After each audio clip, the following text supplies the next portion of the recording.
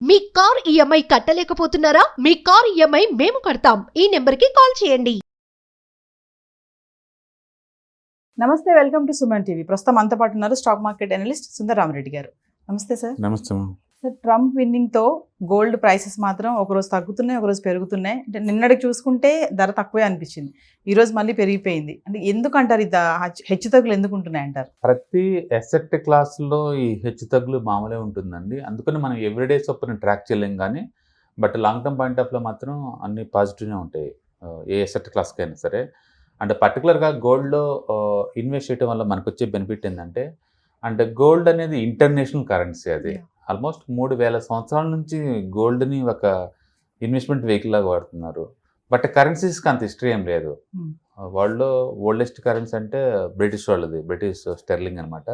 Almost ఒక 1500 years history ఉంది దానికి. బట్ గోల్డ్కి అలా కదా, 3000 ఇయర్స్ హిస్టరీ. అప్పటి నుంచి గోల్డ్ని ఒక కరెన్సీలో వాడుతూనే ఉన్నారు. కాబట్టి గోల్డ్ ఇన్వెస్ట్మెంట్ చేయడం ద్వారా మనకి లాంగ్ టర్మ్లో ఎప్పుడు ఎవర్గ్రీన్గా మనకు వస్తుంది అనమాట. అండ్ రెండోది ఏంటంటే రిస్క్ రివార్డ్ బాగుంటుంది గోల్డ్లో, మిగతా వాటిలా కాదు. మిగతా వాటిలో ఎసెట్లు ఏదైనా పడితేనే భయం ఉంటుంది, గోల్డ్లో అలాగ ఉండదు. ఒక టైపు సెక్యూరిటీగా ఫీల్ అవుతారు గోల్డ్ కనుక ఉంది అంటే. మిగతా ఎసెట్లు అప్ అండ్ డౌన్ టూ మచ్గా ఉంటే ఏమో గోల్డ్ అలా ఉండదు. అందుకని రిస్క్ రివార్డ్ అడ్జస్ట్ రేషియో బాగుంటుంది గోల్డ్కి. అండ్ మూడోది హెడ్జింగ్. ఇన్ఫ్లేషన్ బాగా పెరుగుతుంది అనుకోండి, దానికి హెడ్జింగ్లో వాడతారు. ఇన్ఫ్లేషన్ బాగా పెరిగినప్పుడు కరెన్సీ వాల్యూ తగ్గిపోతుంటాయి. కరెన్సీ వాల్యూ బాగా తగ్గినప్పుడు ఫిక్స్డ్ అసెట్స్, గోల్డ్ లాంటి ఫిక్స్డ్ అసెట్స్కి డిమాండ్ బాగా పెరుగుద్ది అనమాట. అందుకని ఇన్ఫ్లేషన్కి హెడ్జింగ్గా కూడా గోల్డ్ వాడుతుంటారు. అండ్ నాలుగోది ఎమోషనల్ సాటిస్ఫాక్షన్ వేరు. వేరే అసెట్స్ అంత ఉండదు, వేరే అసెట్స్లో అంత మనం దాన్ని ఎంజాయ్ చేయలేము. బట్ గోల్డ్ అలా కాదు, ఇట్స్ ఎ స్టేటస్ సింబల్. అది దాన్ని డిస్ప్లే చేయొచ్చు ఆ అసెట్ని.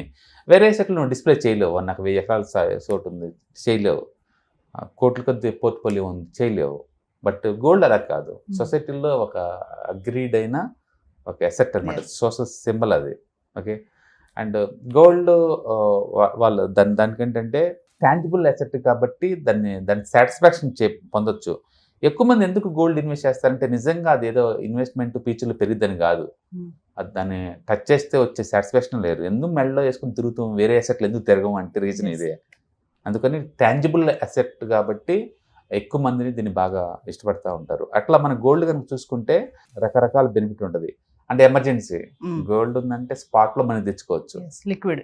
విత్ ఇన్ 5 minutes కల్లా. అందుకని హైలీ లిక్విడ్, వేరే అసెట్స్తో పోల్చుకుంటే ఇది హైలీ లిక్విడ్ అండ్ స్పాట్లో అమౌంట్ తీసుకోవచ్చు అనమాట. అందుకని గోల్డ్ వల్ల ఈ హైలీ లిక్విడిటీ వల్ల, ఈ స్టేటస్ సింబల్ వల్ల, అండ్ రిస్క్ రివార్డ్ రేషియో బాగుంటుంది వేరే అసెట్స్తో పోల్చుకుంటే. దానివల్ల ఒక కరెన్సీ లాగా, ఒక అసెట్ లాగా, అన్నిటిలాగా వాడుతుంటారు. కాబట్టి గోల్డ్ అంతా అంటే పాపులర్ అనమాట. అందుకని గోల్డ్లో ఇన్వెస్ట్ చేయొచ్చు అంటే చేయొచ్చు. అంటే ఇప్పుడు గోల్డ్లో ఇన్వెస్ట్మెంట్ చేయడం అనేది కరెక్ట్ టైం అంటారా సార్ ప్రెసెంట్?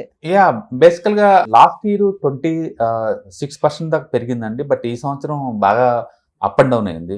గవర్నమెంట్ వాళ్ళు ట్యాక్స్ కట్ చేసినప్పుడు బాగా డ్రాప్ అయింది. తర్వాత ట్రంప్ విన్ అవ్వగానే బాగా పెరిగింది. మళ్ళీ ఇప్పుడు లాస్ట్ 1 week నుంచి డైలీ 1.5%, 2%. అంటే ఈ మధ్యకాలంలో గోల్డ్లో లేని ఆ వాలటిలిటీ గోల్డ్ కూడా వచ్చేసింది ఇప్పుడు. ఒకప్పుడు గోల్డ్ అంటే స్టేబుల్ అసెట్, స్లోగా మూవ్ అవుద్ది, స్లోగా డౌన్ అవుతుంది. బట్ ఈ మధ్యకాలం అలా కాదు, చాలా ఫాస్ట్గా మూవ్ అవుతుంది, చాలా ఫాస్ట్గా పడుతుంది. అంటే స్పెక్యులేటర్స్ కూడా గోల్డ్లోకి ఎంటర్ అయ్యారు అనమాట. అందుకని టూ మచ్గా గోల్డ్ కూడా వాలటిలిటీగా వస్తుంది. బట్ స్టిల్ పాజిటివ్ బయాస్ మీద మనం తీసుకోవచ్చు. ఇయర్లీ యావరేజ్ ఎక్స్పెక్టేషన్ మనం ఒక 10 to 12% అనుకుంటే తీసుకోవచ్చు అండి. 30-40 అయితే దొరకవు దాంట్లో. ఓకే. అండ్ గోల్డ్ చాలామంది ఎవ్రీ ఇయర్ కంట్రీస్ పెరుగుతూనే ఉంటుంది అనుకుంటారండి, అది నిజం కాదు. మీరు కనుక చూసుకుంటే కోవిడ్ అప్పుడు చూసారనుకోండి, కోవిడ్ దగ్గర నుంచి ఆల్మోస్ట్ 3 years 0 returns. ఓకే. తర్వాత మళ్ళీ చార్ట్స్ బ్రేక్అవుట్ అయినాయి. మళ్ళీ ఇప్పుడు లాస్ట్ 6 months నుంచి 0 returns. మళ్ళీ ఇప్పుడు ఈరోజు రివర్స్ అయింది మార్కెట్. ఓకే. అందుకని ప్రతి అసెట్ క్లాస్లో ఉండే సైకిల్స్ గోల్డ్లో కూడా ఉంటుంది. అందుకని గోల్డ్ సేఫ్టీ మిగతా వాటితో పోల్చుకుంటే బెటర్ సేఫ్టీ ఉందే కానీ, బట్ దీంట్లో కూడా వాలటిలిటీ ఉంటుంది. అందుకని మీరు ఎవరైనా గోల్డ్ ఇన్వెస్ట్మెంట్ చేద్దాం అనుకుంటే మిగతా అసెట్ క్లాస్లోనే దీంట్లో కూడా అప్పుడప్పుడు కొన్ని యూనిట్స్ గ్యాదర్ చేస్తూ ఉంటే అంటే లాంగ్ టర్మ్లో 10 to 12% రావచ్చు. అంటే మీ దగ్గర ఆల్రెడీ స్టాక్ మార్కెట్ పోర్ట్ఫోలియో ఉందనుకో, దాన్ని హెడ్జింగ్లా వాడచ్చు. ఎందుకంటే మార్కెట్ డౌన్లో ఉన్నప్పుడు గోల్డ్ ముందు పోతూ ఉంటుంది. రెండింటికి ఇన్వర్షనల్ ప్రపోర్షనల్ ఉంటుంది అనమాట. అందుకని మొత్తం డబ్బులు ఈక్విటీలో పెట్టేవాళ్ళు నాకు రిస్క్ డైవర్సిఫై అవ్వాలి అనుకుంటే ఖచ్చితంగా గోల్డ్ పెట్టుకోవచ్చు. ఇది మంచి అప్రిషియేషన్ అసెట్స్ అనమాట.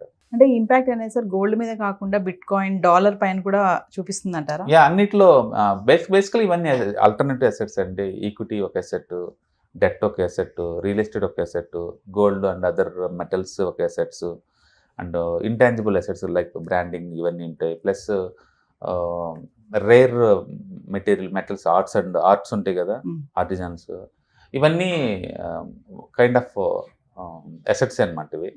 అండ్ డైవర్సిఫికేషన్ చేయడం వల్ల ఏంటంటే రివార్డ్ తగ్గిద్దనే కానీ రిస్క్ కూడా తగ్గిద్ది బాగా. అందుకని ఎనీ పాయింట్ ఆఫ్ టైంలో మీది అసెట్స్ పెరిగే కొద్ది రిస్క్ తగ్గించుకోవడం చాలా ఇంపార్టెంట్. యూజువల్గా రిటైలర్స్ కంటే నెలకు 5,000 మిగిలే వాళ్ళకైతే అన్ని అసెట్లు అవసరం లేదు. ఎవ్రీ మంత్ ఎస్ఐపిలో పెట్టుకుంటూ పోతుంటే ఏ మ్యూచువల్ ఫండ్లోనో ఎక్కువ యూనిట్ గ్యాదర్ చేస్తా పోతుంటారు కాబట్టి వేరే అసెట్స్ డైవర్సిఫికేషన్ అవసరం లేదు. కానీ నా దగ్గర ఒక 5 కోట్లు, 1 కోటి, 10 కోట్లు ఇలా ఉందనుకోండి, ఒకే అసెట్లో పెడితే రిస్క్ ఎక్కువ, అఫ్కోర్స్ రివార్డ్ ఎక్కువే, but what ever the risk. ఈరోజు గ్యాస్ కంపెనీస్ మొత్తం కొలాప్స్ అయిపోయినాయి. ఎంత అంటే the best company gas distribution సెక్టర్లో MGL 20% డౌన్ అయింది ఈరోజు. 20% MGL డౌన్ అయింది. అండ్ ఇంద్రప్రస్థ గ్యాస్ 20% డౌన్ అయింది. గుజరాత్ గ్యాస్ 6% డౌన్ అయింది. ఏదైనా చిన్న న్యూస్ వస్తే ఒక్కొక్క సెక్టర్ ఓవర్ నైట్లోనే 20% కొలాప్స్ అయ్యి ఈక్విటీలో ఎక్కువ మొత్తం డబ్బు పెట్టినప్పుడు చాలా రిస్క్ కదా, రివార్డ్ ఒకటే కాదు కదా, ఆ డౌన్ సైడ్ రిస్క్ కూడా టాలరేట్ రావాలి కదా. అందుకని బెస్ట్ ఏంటంటే పెద్ద మొత్తం పెట్టేవాళ్ళు రిస్క్ డైవర్సిఫికేషన్ కోసం ఈ గోల్డ్ నీట్ని వాడచ్చు అనమాట. 10-12%. అందుకని అసెట్ బ్యాలెన్స్డ్ రిస్క్ రివార్డ్ కావాలనుకున్నప్పుడు మనం హెడ్జ్ చేసుకోవచ్చు. అంటే సార్ ఇప్పుడు సిల్వర్ ఉంది, నీకంటే ముందు నేను వెళ్తాను అన్నట్టుగా గోల్డ్ కంటే ముందు సిల్వర్ పరిగెడుతుంది. డెఫినెట్గా. ఎందుకంటారు సార్? కంపేర్ చేసుకుంటే ముందు సిల్వర్ తక్కువ ఉండేది కదా, ఇప్పుడు సిల్వర్ ఇండస్ట్రియల్ యూటిలిటీ చాలా పెరిగిందండి. ఇప్పుడు ఏంటంటే ఎలక్ట్రికల్ వెహికల్స్ బాగా పెరుగుతున్నాయి, ఎలక్ట్రికల్ కాంపోనెంట్స్ బాగా పెరుగుతున్నాయి. అండ్ ప్రతి డిజిటల్స్ ఏదైనా వాడాలి అంటే డిజిటల్ డేటాని స్టోర్ చేయాలన్నా వాడాలన్నా ఎక్విప్మెంట్స్ వాడటం కంపల్సరీ. మనం వాడే ప్రతి డివైజ్లో ఎంతకంత సిల్వర్ ఉంటుంది. ఇదేంటంటే ఎలక్ట్రికల్ ట్రాన్సాక్షన్స్ చేసేటప్పుడు వాటికి హీట్ జనరేట్ అవ్వకుండా ఇవి కండక్టర్గా బాగుంటాయి అనమాట. అందుకని ఆ కండక్షన్ కెపాసిటీ ఉన్న ఈ మెటల్స్ని హ్యూజ్ డిమాండ్ ఇండస్ట్రీ నుంచి. అందుకని silver hard core industry utility ఉంది. గోల్డ్ అలా కాదు, ఇండస్ట్రీ యూటిలిటీ చాలా తక్కువ.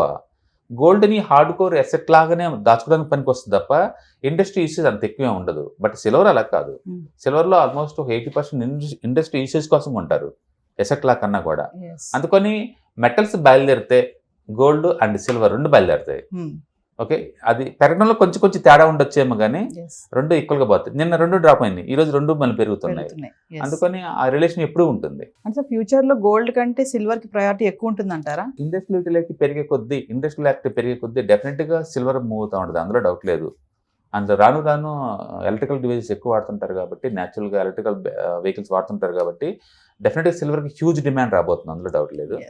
అండ్ గోల్డ్ అంటే అది స్టోరేజ్ వాల్యూ ఉంది కాబట్టి గోల్డ్ ఒక కరెన్సీ లాగా వాడతారు, సిల్వర్ని కరెన్సీ లాగా కాదు, ఇండస్ట్రీ రా మెటీరియల్ లాగా వాడతారు. అందుకని రెండింటికి డిమాండ్ ఎక్కువ. డెఫినెట్గా silver is more demand than the gold. ఫ్యూచర్లో డెఫినెట్గా ఉంటుంది. అది ఇదే ట్రెండ్ ఫాలో అవుతే జనవరిలో గోల్డ్ ప్రైస్ ఎంత ఉండొచ్చు అంటారు? మనం ఎవ్రీ ఇయర్ ఇది ఎగ్జాక్ట్లీ పెరిగిద్దని మనం పిన్ పాయింట్ చేయలేము, ఎందుకంటే మార్కెట్లో ఉన్న రియాక్షన్. ఫర్ ఎగ్జాంపుల్ ఇప్పుడు కరెంట్ మార్కెట్లో ఉంది 78,760 ఉంది. నవంబర్లో 23 ఉంది 61,000 ఉంది. అండ్ అంతకుముందు 22 అక్టోబర్లో ఉంది 51,000 ఉంది. అంతకుముందు 49,000 ఉంది. అండ్ 2020 నవంబర్లో 52,000 ఉంది.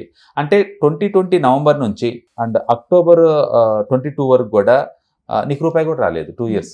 2020 నవంబర్ నుంచి 2022 అక్టోబర్ వరకు 1 రూపాయి కూడా రాలేదు గోల్డ్ నుంచి 2 years వరకు.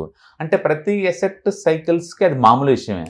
అందుకని నెక్స్ట్ ఇయరే గోల్డ్ 1,00,000 చేరిద్దని బదులు నియరెస్ట్ ఫ్యూచర్లో ఖచ్చితంగా గోల్డ్ 1,00,000 చేరిద్ది అంత బెటర్ అనమాట. డేట్లు మనం మెన్షన్ చేయలేము. డెఫినెట్గా ఒక 10% డిమాండ్ అయితే ఉంటుంది యావరేజ్ మీద. అందుకని మిగతా ఎసెట్ లాగానే ఒక 1 or 2 years ఫ్లాట్గా ఉంటుంది.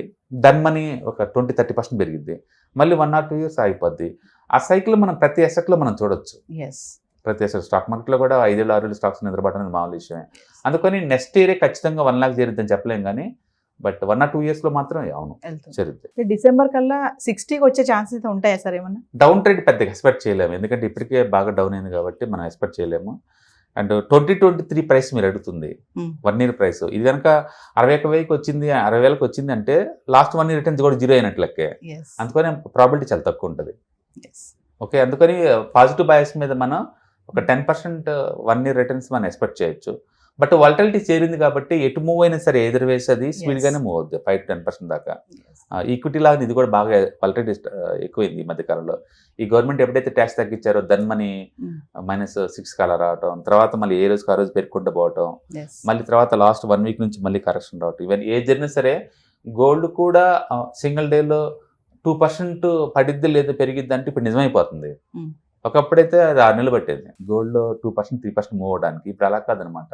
అందుకని వాలటిలిటీ జోన్లోకి ఎంటర్ అయ్యాం కాబట్టి వరల్డ్ మార్కెట్ మొత్తం ఇంటిగ్రేట్ అవుతుంది కాబట్టి అది కనుక డిస్టేబుల్ కనుక అయితే బాగా షేక్ అవుతుంది అనమాట. స్టేబుల్గా ఉంటే అంత పెరగదు గోల్డ్. అందుకని ఇండియాలో మ్యారేజ్ సీజన్ జరుగుతుంది, వరల్డ్ వైడ్గా డిమాండ్ నడుస్తుంది కాబట్టి మనం పాజిటివ్ బయాస్ మీద ఇయర్లీ ఒక 10% అలా ఎక్స్పెక్ట్ చేయొచ్చు. గోల్డ్లో డైరెక్ట్గా ఫిజికల్గా కొనే బదులు మీరు ఎసెట్ అనుకుంటే కనుక గోల్డ్ బీస్ దొరుకుతాయి, ఈటీఎఫ్స్. గోల్డ్ యాజ్ ఈటీఎఫ్ లాగా దొరుకుతాయి అనమాట. ఆల్మోస్ట్ ఇండియాలో ఉన్న ఈ 40 ఏఎంసీ కంపెనీస్లో మెజారిటీ ఏఎంసీస్ మీకు మ్యూచువల్ ఫండ్ ఫార్మేట్లో రన్ చేస్తాయి అండ్ ఈటీఎఫ్ ఫార్మేట్లో రన్ చేస్తాయి. మీ రిక్వైర్మెంట్ కనుక షార్ట్ టర్మ్ నాకు 5% రావాలి, ఒక 10% రావాలి అలా వచ్చినప్పుడు అమ్మేద్దాం అనుకున్నప్పుడు ఇవి బాగుంటాయి, వీటిని తీసుకోవచ్చు. అంటే పెరిగిన తర్వాత మళ్ళీ అమ్మేసుకోవచ్చు. ఫిజికల్ గోల్డ్ అయితే అంత ఈజీగా అమ్మలేరు మీరు. ఓకే, అందుకని ఇన్వెస్ట్మెంట్ లాగా అనుకుంటే ఈటీఎఫ్ లాగా తీసుకుంటే, మ్యూచువల్ ఫండ్ లాగా తీసుకుంటే బాగుంటాయి. నేను చార్ట్ ఇస్తున్నాను, చార్ట్ కూడా చాలా బాగుంది. Currently buying opportunity. Thank you sir. Right.